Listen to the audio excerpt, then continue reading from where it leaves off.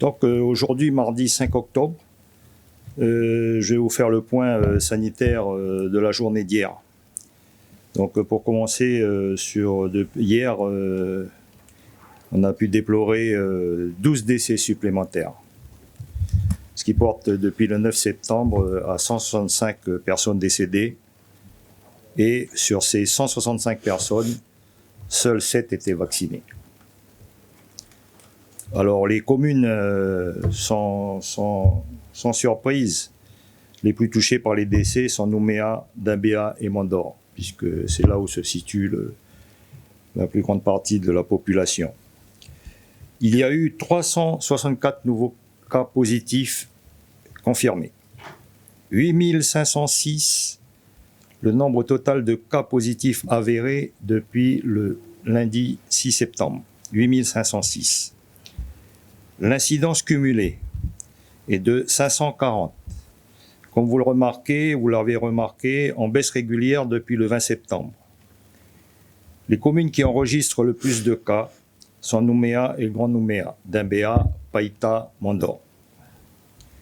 En ce qui concerne les hospitalisations, 57 personnes sont prises en charge au service de réanimation du Medipôle et 297 sont hospitalisées au service Covid, en unité Covid,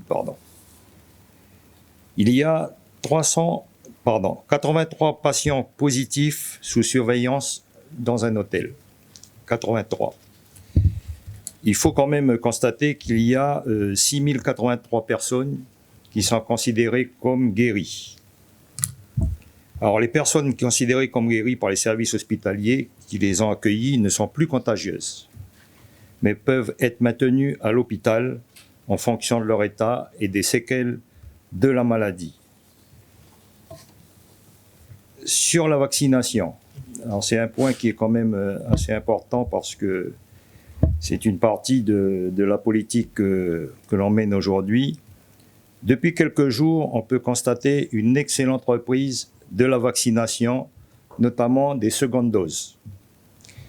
En 4 semaines, depuis le 6 septembre, près de 100 000 injections, toutes doses confondues, ont été réalisées partout sur le territoire grâce à la mobilisation des 3 provinces, de la CAFAD, des communes, des multiples organisations et associations, SIC, FSH, mutuelles et autres, la Nouvelle-Calédonie en particulier, de la DAS, DGRAC, DRH, FPNC, la DINUM.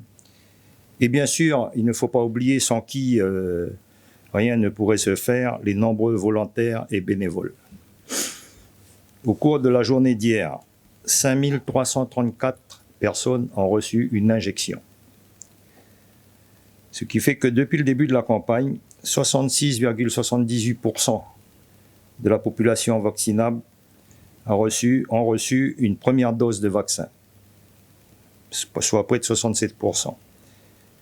Le gouvernement a mis en place une cellule de rappel pour mobiliser les primo-vaccinés à faire leur deuxième dose. Alors, il est vrai que l'on a constaté au niveau du gouvernement que les primo-vaccinés avaient tendance à négliger leur deuxième dose, ou tout au moins c'est une alerte qu'on a voulu faire, c'est de rappeler les personnes qui avaient subi la première dose de venir faire cette deuxième dose, c'est primordial. Et grâce à cet effort collectif et à la mobilisation des Calédoniens, la barre des 100 000 doses vient d'être franchie. C'est exactement avec 102 814 personnes ayant reçu aujourd'hui un schéma vaccinal complet, soit 44,43% de la population vaccinable. L'effort est assez conséquent, mais je pense qu'il ne faut pas faiblir et qu'il faut continuer, voire essayer de l'améliorer pour qu'on arrive le plus vite possible à cette immunité vaccinale. La vaccination, d'ailleurs, se poursuit partout dans le pays. Ce soir, jusqu'à 20h, il y a le vaccinodrome de l'hôtel de ville de Nouméa. Jusqu'à 20h. Il y a une nocturne jusqu'à 20h et il restera ouvert jusqu'à samedi. Le vaccinotour de la province sud est aujourd'hui à Koutio, au studio 56. À Koekara, en particulier sur le parking ce soir pour une opération drive de 16h à 19h. Cette opération test vise à accueillir les personnes qui se sentent plus en sécurité en restant dans leur véhicule. Le Vaxitour Stop Covid du gouvernement de la Nouvelle-Calédonie, en collaboration avec les personnes concernées, sera de retour à Koumak, salle polyvalente, de demain jusqu'à samedi. Donc c'est pour le Grand Nord, jusqu'à samedi. Et il sera à la fois vendredi, à Nepouy, Wailou, Yingen, du 9 au 11 octobre, et au Val-Suzan à Dimbéa, samedi. Il y a également l'opération Proxivax du gouvernement de la Nouvelle-Calédonie qui se poursuit au local de la mutuelle des fonctionnaires de Dimbéa-sur-Mer jeudi et au foyer wallisien et foutounien de Magenta samedi. Donc là, c'est vraiment une opération de proximité puisque ce se trouve dans des lieux où la population est assez importante. Ces opérations de proximité sont organisées par la Nouvelle-Calédonie avec de très nombreux partenaires actifs. Il y a de nombreuses associations, dont je ne vais pas toutes les citer parce que je risquerais d'en oublier, mais il y a entre autres les associations Bonne Action, âme océanienne, l'association du foyer wallisien et foutounien de Magenta et autres. Il y a la mutuelle des fonctionnaires, la SIC, le FSH, la CECAL, la DCK, la Société calédonienne du bâtiment. Donc c'est même des sociétés privées qui s'impliquent dans cette campagne de vaccination. C'est vraiment une prise de conscience générale et on en est très satisfait. Je voudrais par ailleurs vous confirmer que le vaccin Janssen est disponible, puisque la dernière fois je vous avais dit qu'il allait arriver, donc il est arrivé. 2000 doses de vaccin Janssen sont livrées gratuitement par l'État, sont arrivées en Nouvelle-Calédonie. Ce vaccin est disponible dès aujourd'hui dans les centres de vaccination de l'Akafat Receiving sur rendez-vous, l'hôtel de ville de Nouméa et Kouekara. Il y a quand même des précisions et je tiens à le rappeler. Ce vaccin n'appartient pas à la catégorie des vaccins ARN messagers. Il est recommandé pour les personnes de 55 ans et plus. Les personnes des 18 à 55 ans qui souhaitent le recevoir doivent en discuter avec un professionnel de santé afin d'évaluer les bénéfices et les risques éventuels. Néanmoins, il y a une précision à vous apporter. Une seule dose du vaccin Janssen suffit pour obtenir un schéma vaccinal complet, 28 jours après l'injection. Néanmoins, il y a une recommandation, un rappel avec un vaccin ARN messager est recommandé 1 mois après l'injection. Voilà, donc c'est pour la situation d'aujourd'hui. Je vais laisser la parole au docteur Ducrot, pharmacienne inspectrice de la DAS. Bonjour, merci. Donc je vais vous aborder un petit point sur la vaccination dans le secteur libéral. Donc, depuis le 15 septembre, la vaccination libérale peut être réalisée par les médecins, les infirmiers et les pharmaciens qui ont suivi la formation.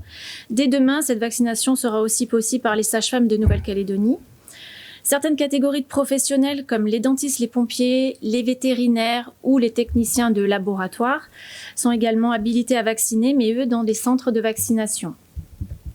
Donc, ceci constitue une excellente nouvelle pour tous les Calédoniens, puisque cela s'additionne à tous les efforts des autorités gouvernementales, sanitaires, afin de rendre disponible la vaccination à un très large public. Les personnes peuvent échanger en toute quiétude avec les professionnels de santé avec lesquels nous entretenons un rapport de confiance et qui connaissent parfaitement notre état de santé. Cela permet une plus grande proximité sur le terrain. À ce titre, ce dispositif est mis en place un peu partout, donc dans Nouméa et le Grand Nouméa, également en brousse, donc par exemple, notamment Bourail, Koné, Wailou, Ouégoua et d'autres communes. Dans les îles également. Pour cette vaccination de proximité soit possible, dès le mois de juillet, une formation a été élaborée avec l'Institut de formation des professions sanitaires et sociales de Nouvelle-Calédonie pour les pharmaciens qui souhaitaient participer à cet acte vaccinal. Nous remercions d'ailleurs le partenariat et la réactivité de l'IFPSS. À ce jour, donc 170 professionnels ont été formés par l'IFPSS, dont les pompiers. Pour les personnes de brousse et dans les îles, une organisation a été mise en place pour leur permettre de suivre la formation en distanciel avec le soutien des médecins, des infirmiers, des CMS. Pour les médecins, les infirmiers et les sages-femmes, la formation n'est pas obligatoire. Néanmoins, une session d'information a été organisée pour eux début septembre, toujours disponible en vidéo, pour leur expliquer comment reconstituer, préparer les doses et les sensibiliser aux spécificités de ce vaccin. Donc, dans un premier temps, en juillet dernier, les professionnels tels que les pharmaciens, infirmiers, sages-femmes, dentistes ont été autorisés par arrêté à prescrire et à vacciner dans les centres dédiés, le temps que le circuit de distribution aux libéraux puisse également s'organiser et se mettre en place. En collaboration avec les équipes de la DAS, les informaticiens de la DINUM ont rapidement déployé tout leur savoir-faire en un temps record afin de créer un outil de gestion numérique. Et j'en profite pour les remercier de leur soutien et de leur mobilisation. Un second arrêté du gouvernement est venu permettre cette organisation et donc cette vaccination libérale. Elle s'organise donc comme suit. Les vaccins sont toujours tenus congelés à la pharmacie de l'hôpital, au CHT. Les grossistes pharmaceutiques, les 2 grossistes, passent commande à la pharmacie de l'hôpital qui prépare les décongélations et le matériel disponible à cette vaccination. Les pharmacies passent commande auprès de leurs grossistes pour leur propre usage et également pour ceux des autres professionnels de santé. Et les pharmacies donc mettent à disposition les flacons et le matériel de vaccination à disposition des professionnels de santé vaccinateurs. À ce jour, 500 flacons ont d'ores et déjà été distribués, ce qui représente à peu près 3500 doses. Donc, c'est un message pour ceux qui ne seraient pas encore vaccinés. Nous vous encourageons à vous rapprocher de votre professionnel de santé. Il vous précisera le mode d'organisation mis en place dans son officine ou dans son cabinet. Ça peut être sous forme de rendez-vous ou de demi-journée dédiée à la vaccination. Donc, le docteur Melin, qui est présent, va vous expliquer davantage le mode d'organisation qui existe. Donc, les personnes qui ne peuvent se déplacer peuvent même en faire la demande auprès de leurs professionnels de santé et se faire vacciner à leur domicile. Nous sommes heureux de la participation des professionnels de santé. Depuis jeudi dernier, ils ont réalisé 1520 injections, dont 43% par les médecins, 54% par les pharmaciens et 3% par les infirmiers. Donc 516 professionnels sont inscrits sur la plateforme numérique, cette nouvelle plateforme numérique, pour faire soit de la vaccination ou du dépistage par TROD, donc les tests antigéniques. Sur ces 516 professionnels, 285 vaccinent, dont 168 médecins, 46 pharmaciens et 65 infirmiers. Donc ce dispositif est possible grâce à leur participation et nous les remercions grandement de leur réactivité, leur adaptation dont ils ont pu faire preuve durant cette crise. Et nous sommes heureux que cette vaccination libérale puisse donner un meilleur accès et de même niveau en tout cas de prévention et de soins. Un principe particulièrement essentiel dans le contexte épidémique sanitaire actuel qui contribue à limiter la propagation et à emporter la victoire essentielle sur le virus. Je vous remercie. Je vais donner la parole au docteur Melin qui va peut-être donner plus de précisions.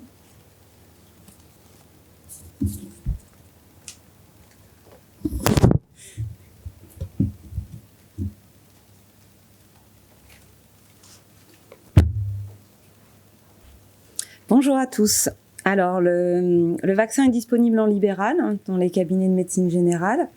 Donc, ce vaccin a une particularité, comme l'a dit Frédéric Ducrot, c'est que le flacon de vaccin Pfizer permet de faire 7 doses de vaccination. Du coup, les cabinets sont obligés de s'organiser. On ne peut pas faire une vaccination au tout venant comme on le fait avec les vaccinations habituelles. Les cabinets se sont organisés différemment. Certains médecins généralistes ont décidé que c'était complexe et ne feront pas de vaccination. Des médecins vont pouvoir faire des vaccinations dans leur cabinet en prenant des rendez-vous et uniquement sur rendez-vous. Et puis certains confrères se sont organisés en réseau, par quartier, en mutualisant les moyens, en s'organisant des demi-journées, voire sur le week-end, des plages d'horaires de vaccination. En pratique, les médecins ont reçu la formation. Cette formation est surtout un acte technique de reconstituer le vaccin. Donc, comme l'a dit Frédéric, nous récupérons les lots à la pharmacie, sont fournis le vaccin, tout le matériel pour reconstituer le vaccin, ainsi que pour préparer les injections et les carnets de vaccination. Le médecin prépare ses doses avec un flacon, il prépare cette dose. Et une fois que les vaccinations sont préparées, que les doses sont prêtes, elles peuvent se conserver pendant 6 heures. ce qui nécessite donc d'avoir prévu les rendez-vous et de pouvoir faire les 7 vaccinations sur la même demi-journée. Le médecin aura convoqué ses patients, les reçoit au cabinet. Comme à chaque fois qu'on voit nos patients dans notre cabinet, il y a un temps en tête-à-tête avec une réponse aux questions s'il y a des questions nécessaires, l'acte de vaccination et puis un acte de surveillance qui dure 15 à 30 minutes pour les gens qui présentent des allergies. Le médecin remplit le carnet de vaccination donné par le gouvernement de la Nouvelle-Calédonie qui est numéroté et ensuite enregistre les données sur un site sécurisé qui est un site du gouvernement qui a été donc mis à disposition des médecins et des professionnels qui vaccinent. Pour pouvoir bénéficier d'un identifiant sécurisé, il faut avoir fait la demande auprès des services de la DAS de recevoir un numéro d'identification et l'accès à ce site sécurisé. Donc les données sont enregistrées et remontées au niveau de la direction des affaires sanitaires et sociales. La plage de vaccination donc va être différente en fonction de chaque médecin. Donc on incite vraiment les patients à se renseigner, à appeler leur cabinet pour savoir comment se passe la vaccination. Chaque cabinet sera organisé différemment. Nous, c'est une demande qu'on avait formulée dès le départ, de pouvoir participer à l'effort de vaccination. C'est une demande aussi de nos patients qui nous demandent beaucoup, est-ce qu'on peut se faire vacciner chez notre médecin traitant, parce que beaucoup de personnes ont la crainte d'aller dans les vaccinodromes. Certains patients qui ont des antécédents un petit peu lourds sont rassurés de pouvoir être conseillés par le médecin qui les connaît, qui a leur dossier médical, qui connaît leur maladie. Certains patients aussi ont des questions qui ne sont pas toujours faciles à aborder dans un centre de vaccination où il y a beaucoup de monde et où l'interrogatoire est fait par une personne qui est neutre, qui ne connaissent pas. Donc les questions, elles peuvent être plus ciblées quand elles ont lieu dans l'enceinte du cabinet médical. Donc cette vaccination libérale, elle a surtout cet avantage-là de pouvoir répondre de façon adaptée à chaque cas et à chaque questionnement des patients. Le temps nécessaire à la sécurité est le même que dans les vaccinodromes. Et la surveillance est adaptée. On bénéficie tous des médicaments nécessaires en cas de complications qui sont très rares, mais qui peuvent être des allergies dans les suites de la vaccination. Les médecins libéraux qui ont aussi des patients à mobilité réduite pourront proposer des vaccinations à domicile pour certaines personnes qui ne peuvent pas se rendre dans les vaccinodromes. Donc ça, c'est pareil, ce sera en fonction de chaque médecin. Il faut se rapprocher de son médecin traitant pour connaître les disponibilités et les mesures de vaccination à domicile. C'est des petits volumes de vaccination par cabinet, mais multiplié par le nombre de cabinets, on se rend compte que ça fait quand même pas mal de doses. Ça a fait quand même presque 700 doses depuis jeudi dernier, par la médecine libérale uniquement. Donc chacun d'entre nous aura vacciné 7 patients, 14 patients, mais multiplié par le nombre de cabinets, c'est à chaque fois une petite victoire sur la couverture vaccinale. Et c'est une relation de confiance comme on a l'habitude de la faire dans nos cabinets de ville. Je remercie la DAS de nous avoir fourni cette possibilité-là, et puis surtout le site du gouvernement qui a été assez rapide pour mettre en place ces identifiants personnalisés. Merci. Je voudrais rajouter tout à l'heure sur les chiffres que je vous ai annoncés. Ça induisait une baisse du taux d'incidence, une baisse du taux de vaccination et malheureusement le taux de pression, le taux d'occupation de la réanimation n'est pas encore en baisse. Ce qui est un peu normal puisqu'il y a toujours un petit décalage sur la réanimation. Alors, ces indicateurs-là qui sont en baisse, on y voit la bonne raison, c'est que c'est le confinement qui a été décidé à partir du 14 septembre qui porte ses fruits et que ce confinement a été prolongé par arrêté du président du gouvernement en date du 4, a été prolongé jusqu'au 17 octobre. Néanmoins, à partir du 11 octobre, les mesures qui sont prévues dans ce confinement seront aménagés en tenant compte de l'évolution du taux d'incidence, du schéma vaccinal complet et du taux d'occupation de l'unité Covid-19. C'est ce que je viens de vous dire. C'est extrêmement important. Néanmoins, il y a une mesure qui allège un tout petit peu cette contrainte de confinement. À partir du samedi 9 octobre 2021, les marchés, dans le respect des conditions fixées par un protocole sanitaire approuvé par les services du gouvernement de la Nouvelle-Calédonie en matière sanitaire et en matière agricole, seront autorisés. Par ailleurs, je voulais aussi vous communiquer 103 personnes sont arrivées avant-hier, la réserve sanitaire sont arrivées, et ces personnes-là sont déjà déployées sur les différentes structures. Il ne s'agit pas de 103 personnes supplémentaires par rapport aux deux contingents qui sont arrivés, c'est une relève qui se fait toutes les 3 semaines ou 4 semaines, je ne me rappelle plus, mais c'est voilà. Donc c'est toutes les 3 semaines qu'il y a une relève, et là c'est 103 personnes qui ont été déployées dès aujourd'hui. Voilà, j'espère avoir été complet et je vous remercie. Bonjour, Morgane Boucher, Radio Rythme Bleu. Au niveau des chiffres, vous annoncez 12 décès supplémentaires, ce qui porte à 165, mais hier c'était 157. Où est l'erreur ? Oui, c'est ça. Ça fait 169 ? Oui, bon, il doit y en avoir 2 qui, en régularisation qui doivent... vous savez, il y a des annonces et des chiffres qui sont réactualisés au fur et à mesure des entrées dans les logiciels. Bonjour, Laurence Pourteau, NC Première. Au niveau des chiffres, toujours, vous annoncez un taux d'incidence de 540, c'est ça ? Oui. Aujourd'hui. Et un taux de schéma vaccinal de 44,43%. C'est exact ? Schéma vaccinal complet. Oui. En vertu de ce que vous venez de nous annoncer, c'est-à-dire que les mesures pourront être assouplies à partir du 11, quels sont les chiffres que vous attendez ? C'est-à-dire à quel taux d'incidence devrons-nous descendre et à quel taux vaccinal complet devrons-nous monter ? Alors, tout à l'heure, j'ai annoncé, il y a 3 indicateurs. Il y en a un qui est le plus important pour nous, c'est la pression qui est exercée sur le service de réanimation. Aujourd'hui, il y a 56 personnes qui sont en réanimation. Et l'idéal, je vais dire, bon, ça serait qu'il n'y ait plus du tout de personnes en réanimation. Mais en tous les cas, si le schéma vaccinal, la campagne de vaccination et le taux de guérison pouvaient amener la pression à au moins de 20 lits occupés en réanimation, ce serait l'idéal. Vous voulez dire que c'est votre critère numéro 1, moins de 20 lits de vaccination et on allège le confinement et le... Bien sûr, bien sûr. D'accord.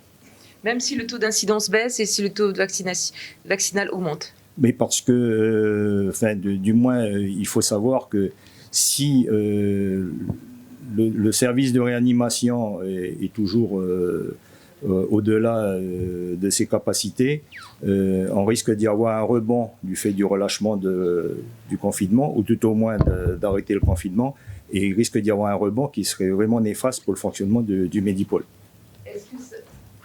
Excusez-moi, Laurence Pourteau. Est-ce que ça remet en question la rentrée scolaire ou pas ? Alors, pour le moment, pas du tout. D'accord. Mais je pense que la présidente qui est en charge, Isabelle Chambreau, qui est en charge de l'enseignement, pourra mieux intervenir sur ce secteur-là. Beryl Ziegler d'ActuNC, juste une petite question pratique sur la vaccination libérale. Est-ce qu'elle est payante ou est-ce qu'il faut payer la consultation et après on se fait rembourser ? Comment ça fonctionne ? Alors, la vaccination est prise en charge par le gouvernement. Donc, si les gens viennent pour un acte uniquement de vaccination, il n'y a pas d'avance de frais et la vaccination est gratuite. Après, si le patient vient avec de multiples demandes et qu'il a d'autres problématiques à gérer chez son médecin traitant, comme pour toute consultation, ça pourra générer un acte de consultation. Mais si c'est uniquement pour de la vaccination, c'est gratuit. Bonjour, Coralie Cochin, c'est la première à la radio. Une petite question concernant les personnes en fait qui seraient atteintes du Covid mais qui s'ignorent en fait, qu'on n'aurait pas dépisté.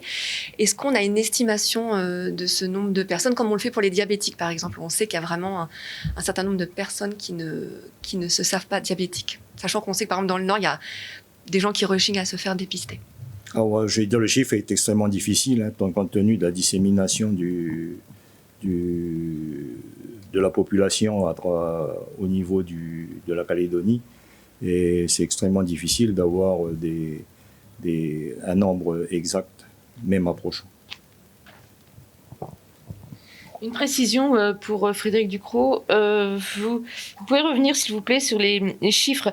Vous dites qu'il y a 500 flacons qui ont été livrés, ce qui donne 3500 doses distribuées, mais 1500 injections. Ça veut dire qu'il y a encore 2000 doses qui sont dans les frigos des médecins ? J'ai pas bien compris la différence entre les deux. Oui, c'est ça, absolument. En fait, on a déjà distribué 500 flacons. Les flacons, une fois décongelés, on peut les conserver 1 mois entre 2 et 8 degrés. Donc pour le moment, il y en a 1500 effectivement qui ont été injectés et le reste est encore disponible dans les pharmacies et chez les médecins et les infirmiers. Pour compléter la réponse, les médecins ne récupèrent que le nombre de doses dont ils ont besoin au coup par coup, parce qu'il y a vraiment une conservation dans les frigos qui est nécessaire avec une certaine température.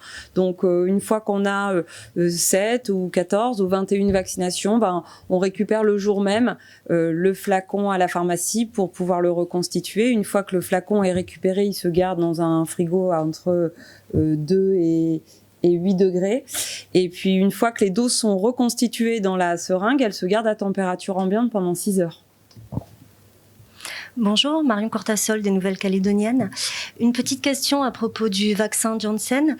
Comme il ne nécessite qu'une seule injection, est-ce qu'il peut devenir un atout pour atteindre un peu plus rapidement la couverture vaccinale visée ?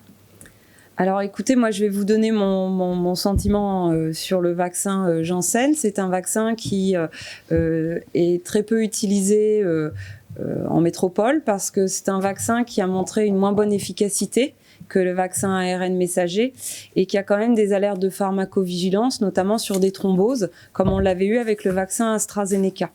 Donc les recommandations de la Haute Autorité de Santé, en métropole en tout cas, c'est un vaccin qui est réservé aux personnes de plus de 55 ans en l'absence de disponibilité d'un vaccin ARN messager, ce qui n'est pas le cas en Nouvelle-Calédonie. Donc ce vaccin répond à la demande de gens qui ont très peur de l'ARN messager. Je pense que c'est plus un travail d'expliquer l'avantage des vaccins ARN messagers et d'expliquer les limites d'un vaccin non ARN messager. C'est un arsenal thérapeutique peut-être supplémentaire, mais je suis pas certaine que ça va changer énormément nos conseils médicaux. Alors justement, docteur Mélin, pour rebondir sur ça, le 13 septembre, il y a un rapport de l'Agence nationale de sécurité des médicaments qui est sorti en France et qui dit que le Janssen serait moins efficace et notamment pourrait ne pas éviter les formes graves. Alors certes, c'est marginal, mais est-ce que ce sont des informations que vous avez prises en compte et est-ce que par exemple, les gens qui ont des comorbidités seront exempts de tout vaccin Janssen ? Alors, pour l'instant, en médecine libérale, la question ne se pose pas. Nous n'avons pas le Janssen à disposition dans les cabinets de ville. Pour l'instant, il a été distribué uniquement dans certains vaccinodromes sous les recommandations de la Haute Autorité de Santé que la DAS a bien communiqué à chaque responsable de centre. Donc, ça reste très marginal. Les médecins de ville ne vaccinent qu'avec du vaccin Pfizer à ARN messager, justement à cause des limites que vous venez de donner. Les patients qui ont reçu après un consentement éclairé, qui connaissent ses limites et qui font quand même le choix d'un vaccin Janssen, ils engagent leur responsabilité. Et les patients qui auront envie de ce vaccin-là en connaissant les limites, les risques et les contraintes de la vaccination, ils pourront bénéficier dans un certain cadre particulier, c'est-à-dire uniquement dans les vaccinodromes pour l'instant. Beryl Ziegler, d'ActuNC, j'avais une question sur la capacité de dépistage. Est-ce qu'on a une idée du nombre de tests qui sont réalisés à peu près là tous les jours entre les TROD et les PCR ? Alors les chiffres, oui, les chiffres, on les a. Par contre, je suis navrée, là, je les ai pas en tête. On pourra vous les communiquer si vous le souhaitez. Je posais cette question parce que parfois on regarde le taux de positivité aussi comme indicateur. Pourquoi c'est un taux qui n'est pas du tout scruté en Calédonie ? Alors je pense que le taux de positivité, il est analysé. c'est-à-dire qu'on sait, par exemple, pour vous donner l'idée, dans les UPC, les centres de proximité Covid, on sait le nombre de tests réalisés sur la journée et on a le taux de positivité des tests. Donc, dans un centre qui effectue des tests, on connaît ce taux de positivité. Il est aux alentours de 30% de positivité en moyenne. C'est la première... Pardon, juste je compléterai. Je profite justement de cette intervention pour demander aux professionnels de santé de bien penser à rentrer justement dans l'application les tests, aussi bien positifs que négatifs, parce qu'il peut arriver en effet que certains professionnels omettent, pas volontairement bien entendu, de rentrer les résultats négatifs dans l'application. Merci. Et c'est la première, une question. Pardon, je complète la réponse de Frédéric qui est primordiale. Cet outil donc Internet que nous avons permet à la fois de collecter les données et des tests et de la vaccination sur le même logiciel. Donc la personne qui se connecte peut rentrer un TROD, un test diagnostique ou une vaccination. C'est très important pour la traçabilité bien sûr et c'est ça qui donne aussi l'objet de la rémunération des professionnels de santé. Donc ils ont tout intérêt à rentrer toutes les données. Question pour Madame Ducrot. Est-ce que l'on sait quand les autotests pourront être distribués en pharmacie ? Alors, il y a un projet d'arrêté effectivement qui a été envoyé au gouvernement. Il devrait être adopté demain. Et donc, ça permettra la vente des autotests en pharmacie. Donc, ça précisera évidemment pour quelle catégorie ils sont destinés. Donc, à savoir les personnes uniquement asymptomatiques à partir de l'âge de 3 ans. Et ils pourront être faits, selon le projet d'arrêté transmis, aussi bien par le patient lui-même ou sous supervision d'un professionnel de santé. Alors, j'avais une question, pardon. On a appris aujourd'hui qu'en Île-de-France, il y avait 1400 personnels de santé, de soignants, qui n'étaient pas vaccinés, qui avaient été mis à pied en vertu de la vaccination obligatoire pour ces personnels. Est-ce qu'on sait aujourd'hui ce qu'il en est du personnel soignant en Nouvelle-Calédonie, notamment au CHT ? Quel est le taux de vaccination ? Est-ce qu'on sait combien ne sont pas vaccinés et le 31 octobre, on se posera la question. Moi, je n'ai pas toutes les données sur les vaccinations. En tous les cas, je peux vous dire que 100% des médecins du Medipôle sont vaccinés. Oui, alors, ce qui concerne les chiffres en Ile-de-France ne concerne justement pas les médecins. Ça concerne effectivement 99% des médecins sont vaccinés. Ça concerne essentiellement le personnel soignant, infirmiers, kinés, aides-soignants, etc. Alors, la donne est extrêmement difficile à appréhender puisque vous savez que même le directeur ne peut se renseigner auprès des personnes s'ils sont vaccinés ou non. Il y a un problème juridique qui empêche chaque employeur de demander s'il est vacciné ou non. Dans certaines entreprises, pour autant, on a déjà demandé aux employés de fournir leur certificat de vaccination. Je le sais. Ceux qui le fournissent peuvent le fournir, mais il en est d'autres qui ne sont pas obligés de le fournir. J'ai une deuxième question. Pareil, un petit peu partout en métropole et dans le monde d'ailleurs, les tests il y a eu un abus de tests dans la mesure où les gens ne se faisaient pas vacciner, donc pouvaient se faire tester 2, 3, voire 4 fois par semaine. D'où l'arrêté qui notamment rend payant les tests en métropole à partir du 15 octobre, je crois.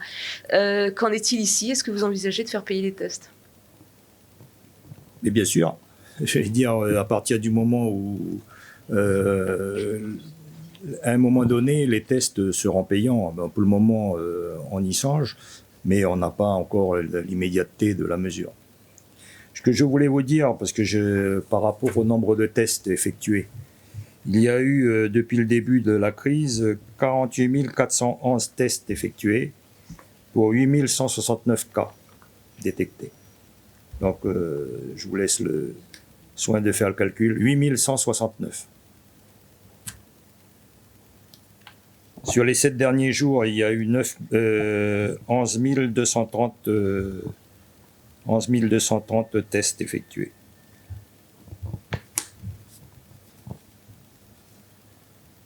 Morgane Boucher, Radio Rythme Bleu. Je voulais savoir s'il y avait une prise en charge à 100% des personnes sous surveillance médicale à domicile lors des... Pour le moment, la réglementation, on va le sortir, une réglementation. Il y a tout un train de mesures qui doivent être prises justement pour la prise en charge de ces malades. y compris au niveau du droit du travail d'ailleurs aussi. Beryl Ziegler d'ActuNC, une petite question joker. Du coup, le pass sanitaire, on en est où? Est-ce que c'est sur des rails? Est-ce que le projet de délibération va être étudié demain? Alors, c'est en discussion. Le pass sanitaire, oui. On en parle au niveau du gouvernement collégial. Mais en tous les cas, pour le moment, je ne peux pas vous en dire plus.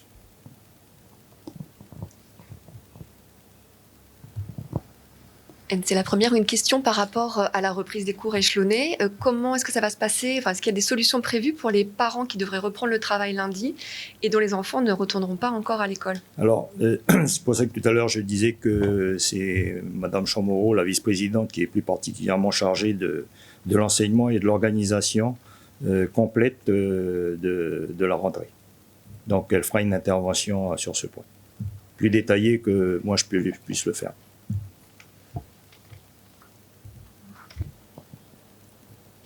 Je vous remercie. Bon après-midi. Merci.